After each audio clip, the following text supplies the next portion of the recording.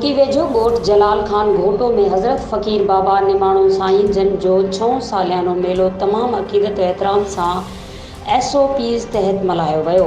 मेले जो इफ़्तिताह दरगाह आलिया जे गादी नशीन फ़कीर नूरानी साईं दरगाह ते चादर चाढ़े कयो।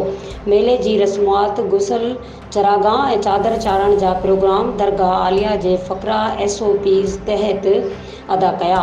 मेले में रावलपिंडीअ खां फ़कीर इख़लाक़ अहमद, लाहौर खां फ़कीर नेक सीरत ऐं सिंध पंजाब मां दरगाह आलिया जे तालिबनि मुरीदनि ऐं मोहबत करण वारनि शिरकत कई। हुन मौक़े ते मेले में दरगाह जे सूफ़ी फ़नकारनि मोहम्मद यामीन साईं, इमरान अली ऐं संगत वजदानी कैफ़ियत में राग ॿुधाए महफ़िल खे वजद में आणे छॾियो।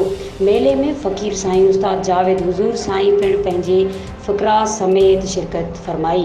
मेले खे ख़िताब कंदे दरगाह आलिया जे सजादा नशीन फ़कीर नूरानी साईं चयो त फ़क़ीरनि जूं दरगाहूं प्यार, मोहबत, अमन ऐं इंसानियत जूं दर्सगाहूं आहिनि, जिते कूड़ हसद खे ख़त्म करण, मोहबत, अमन, भाईचारे ऐं रवादारीअ जो दर्स ॾिनो वञे थो। मेले में अब्दुल जब्बार साईं, अज़ीज़ हैदरी, राव बहादुर साईं, बिलाल साईं व दीगर फ़क़रा पिणु पंहिंजा ख़्याल मंडिया। आख़िर में मुल्क जी ख़ैर व बरकत, अमन, सलामती ऐं प्यार मोहब्बत जे लाइ दुआ घुरी वई। मज़ीद खबरों और तफसीलात के लिए विजिट करें हमारी वेबसाइट www.awamiNewsHD.com।